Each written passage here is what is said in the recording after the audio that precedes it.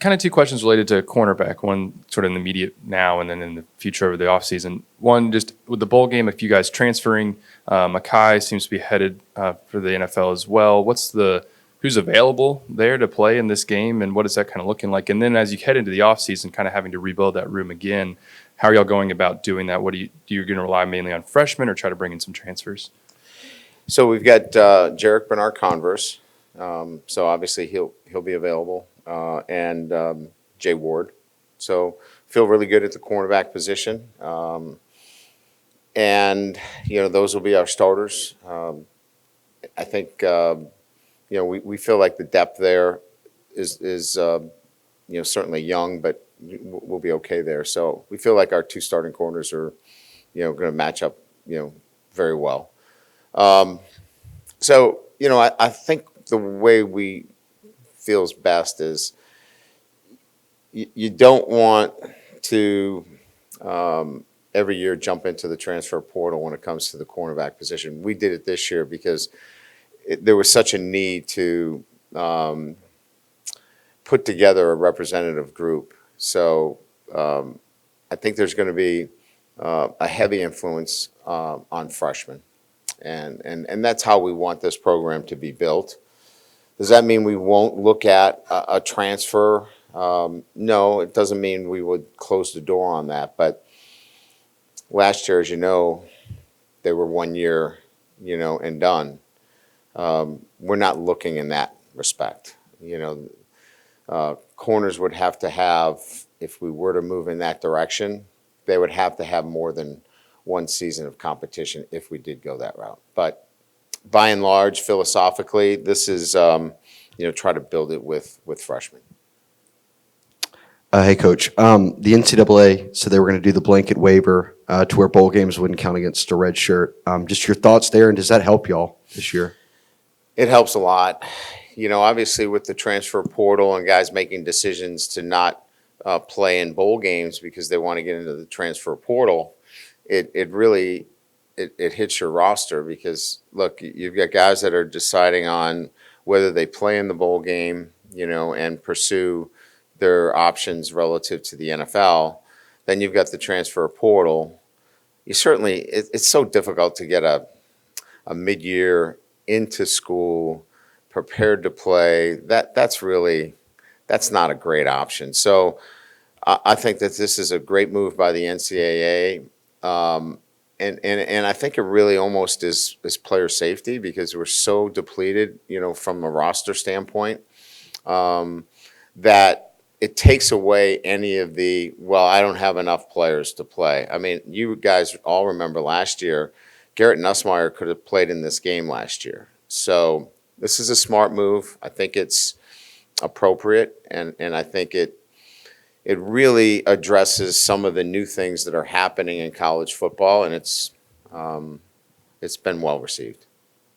Yeah, just kind of along those lines. I mean, you mentioned how opportunistic this was going to be for a lot of the young guys on the roster who maybe haven't seen a lot of the reps this year. Just early impressions of some guys that are maybe standing out, that are maybe showing improvement that you were hoping to see, and just kind of what their roles could look like in this bowl game. So we just finished probably a 40-place scrimmage with a lot of the young guys, and it was a live scrimmage, tackle scrimmage. We got a lot of the guys, some work. It was good to see like Landon Ibieta back. He had been out most of the season, and we hadn't seen much of him, but he can catch the football. He's elusive.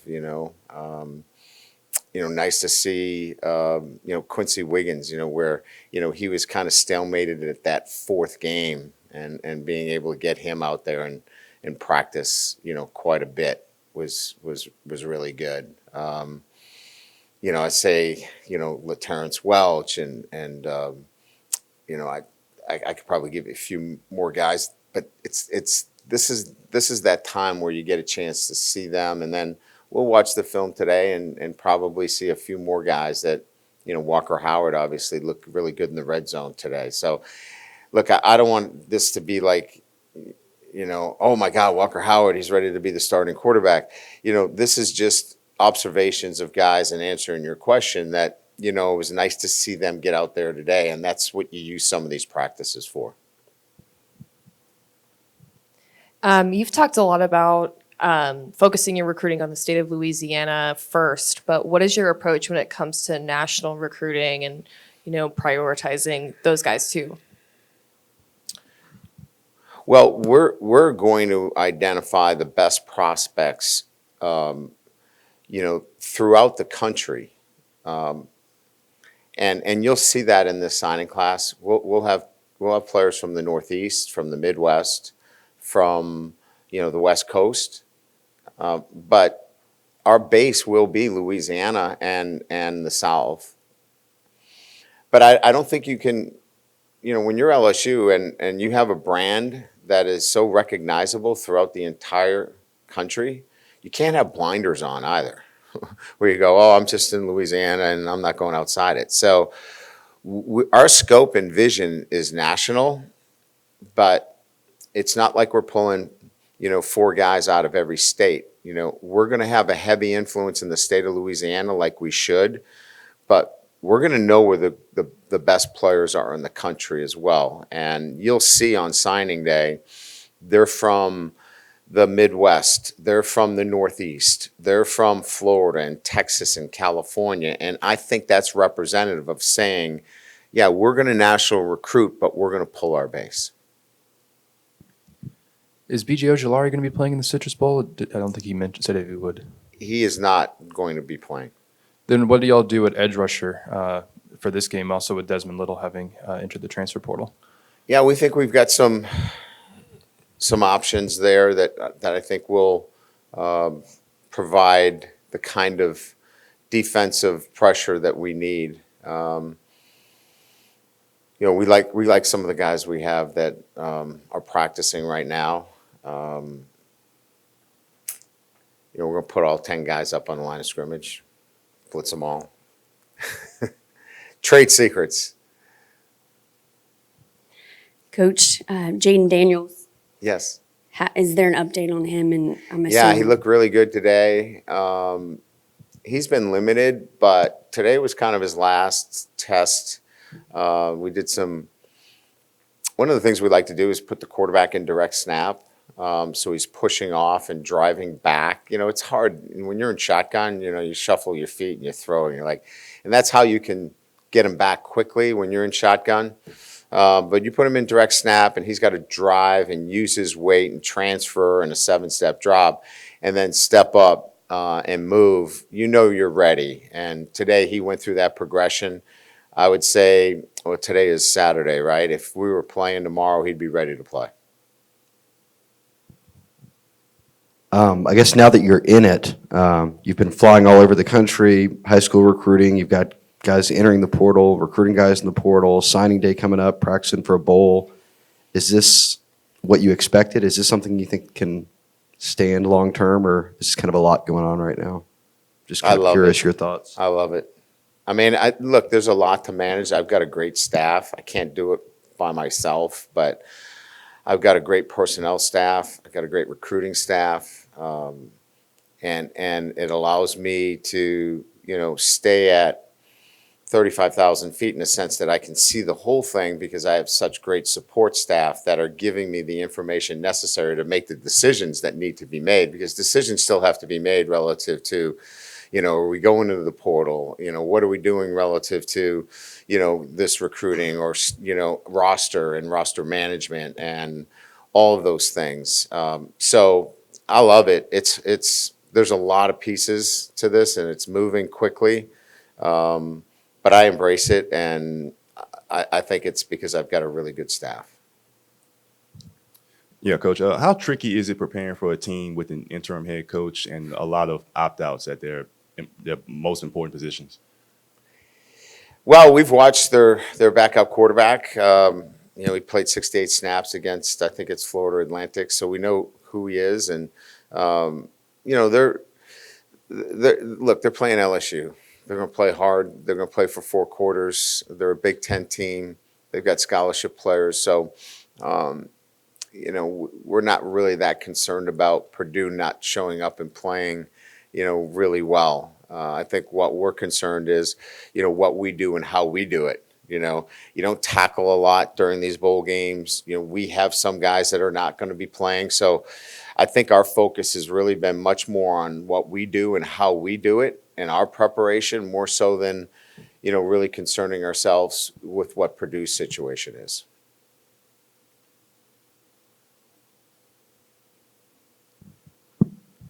Coach, you got a roundabout number between high school signees and transfer portal kids that might be your total when the dust settles on this haul for 23? Yes. Do you want me to? You'd like a number? I mean, it's going to be in the mid to high 30s. So I think within a calendar year, we could be close to turning over 70 scholarships. You think that number's going to be ongoing? You think when you look back over a span of 4 or 5 years, where the number is going to be similar, it's going to be like an average? Well, it's certainly, when they changed the number from 25, there was certainly the need to go above that 25 number because of people moving in and out of your program. I certainly don't think it's going to be in the mid to high 30s. I think that's outside the lines. But I do believe that the high 20s is going to be the norm. I remember years where I was 18. I think those days are over. Ryan, obviously you can't talk about any specific signees for a few days yet still, but kind of random question here about tight ends. What do y'all look for as you're evaluating that position? So the tight end position sometimes gets looked at as, are you a ball catcher? Are you an inline, run blocker? I think you have to look at the ability to develop tight ends. And so I've always looked at the ability to develop them from their athletic ability, and then do they have the size to be a complete tight end? So it's easy to say, well, I can get a 6'6" tight end who's 215 pounds and he can be a ball catcher and I can split him out. I prefer not to do that. I prefer to look at somebody that can develop into a complete tight end, that can play in line, that can spread out, that can catch the football, that can do all those jobs and not be one-dimensional at that particular position. So that's our profile. That's specific to what we do here at LSU now. That might not be specific to everybody. You can see that some schools would prefer just a big tight end that is almost a tackle, and then one that is maybe a little bit slighter and is just a ball catcher, and they kind of combined them as one. We would prefer to take somebody that we can develop into that tight end that can be all of that. Ryan, it's been a little while now since Keyshawn Butte made his announcement, but if you would talk about what his decision means for your team going forward into 2023, how big a priority was that? And is it fair to say that his relationship with you is one of the ones that has come the farthest since you first arrived here, given some of the comments we remember you made in spring football? Yeah, I would say that it's evolving, and look, everybody has evolved in this program. Keyshawn's not different than anybody else. I think that everybody's worked really hard at trying to do the things necessary on a day-to-day basis to be a champion, and both on and off the field. And that's the expectations that we have for all of our players, not just Keyshawn. So you have choices, right? I mean, you can choose to stay and continue to work on those things necessary to be a champion, or you can move on. Obviously, with his announcement, he chose that he wants to continue to work on those things, and good for him. But those guys that have eligibility remaining that want to be here know that there's a standard, and they have to continue to work towards that standard every day. and he's no different. Hi, Coach. Hi. So with Josh Williams and Cam Wire walking across the stage yesterday, your mantra all season has been graduate champions. So what level of pride do you take in seeing those guys walk across the stage and hopefully getting more guys to walk across the stage? Well, we had quite a few walk in the fall, and we'll have more in the spring.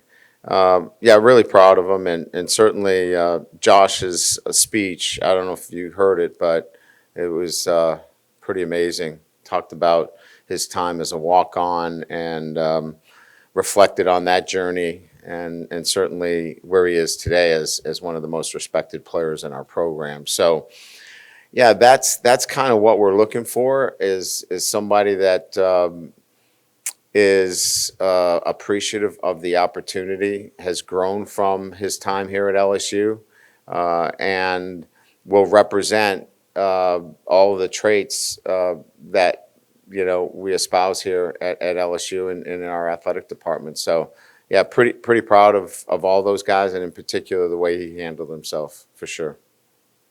Great, thank you, appreciate it.